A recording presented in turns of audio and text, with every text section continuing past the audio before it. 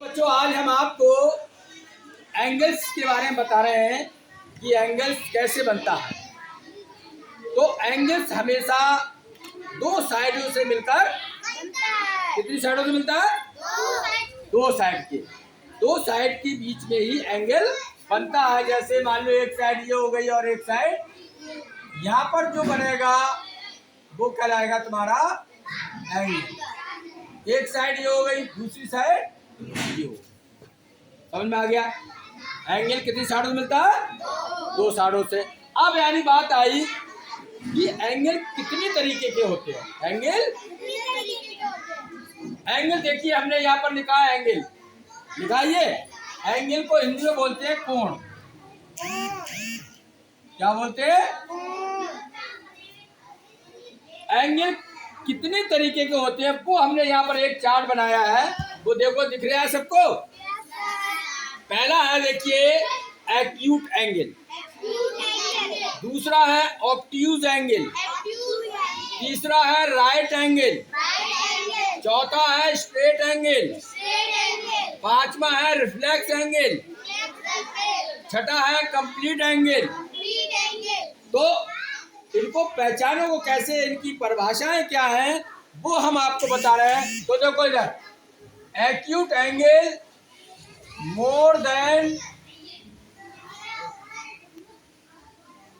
0 degree, ये ऊपर लगा होता है इस तरीके से।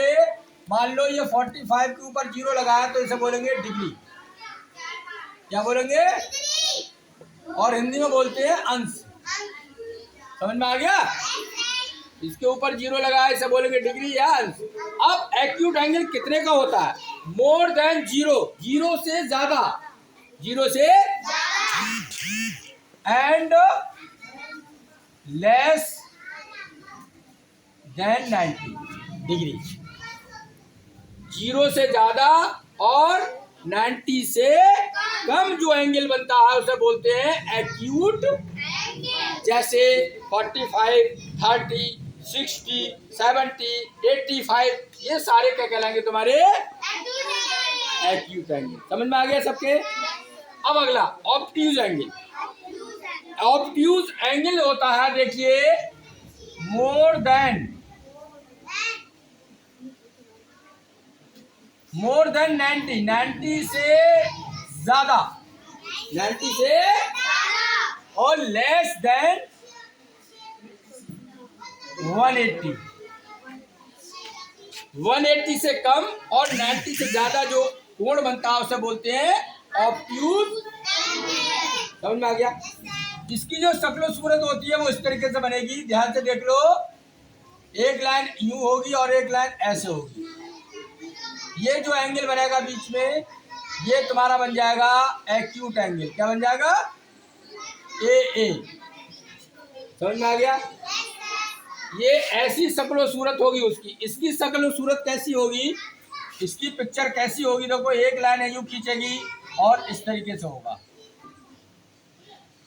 समझ में आया सबके? इस तरीके के ये एंगल बनने आए, ये बन गया तुम्हारा ऑब्ट्यूज एंगल। ओ ए ऑब्ट्यूज एंगल। समझ में आ गया? इसको हिंदी में बोलते हैं अधिक कोण, इसको बोलते हैं न्यून कोण। क्या बोलते हैं इसे? इसे बोलते हैं न्यून कोण हिंदी में, और इसे बोलते हैं अधिक कोण।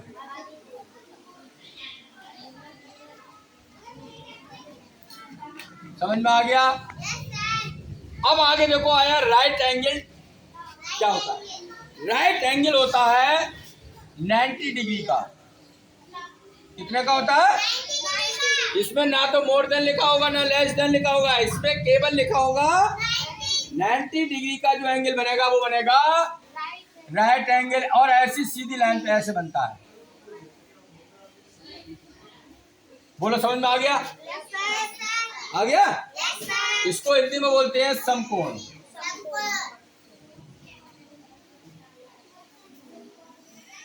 समझ गए सारे बच्चे? नेक्स्ट चलेगा स्ट्रेट एंगल। हिंदी में बोलते हैं इसे सरल कोण।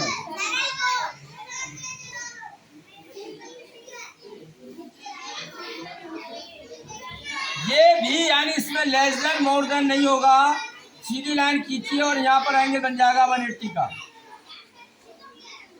180 का जो एंगल बनता है उसे बोलते हैं स्ट्रेट एंगल। समझ में आ गया? ये 90 का राइट एंगल, ये होता है 180 का। अब देखो आ गया रिफ्लेक्स एंगल, इसे बोलते हैं वृत्त कोण।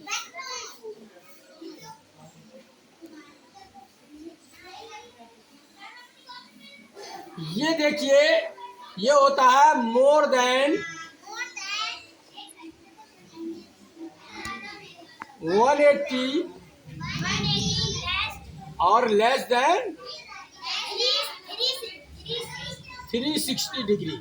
360 समझ में आ गया?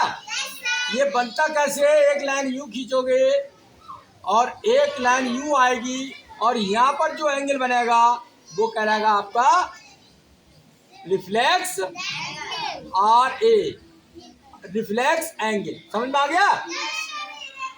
तीसरा है कंप्लीट एंगल, जिसे बोलते हैं संपूर्ण एंगल या संपूर्ण कोण।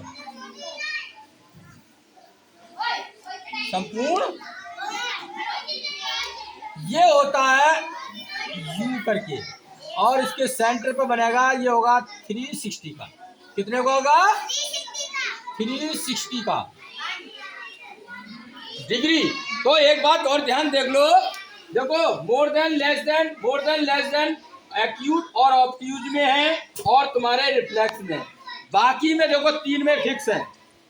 Right angle 90 fix, straight angle 180 याद रखने की, और कंप्लीट कोण 360। इस तरीके से आपको बहुत आसानी से याद हो जाएंगे। दोबारा फिर मैंने बता दे रहा हूं, more than 0 less than 90 acute angle, और more than 90 less than 180 obtuse angle.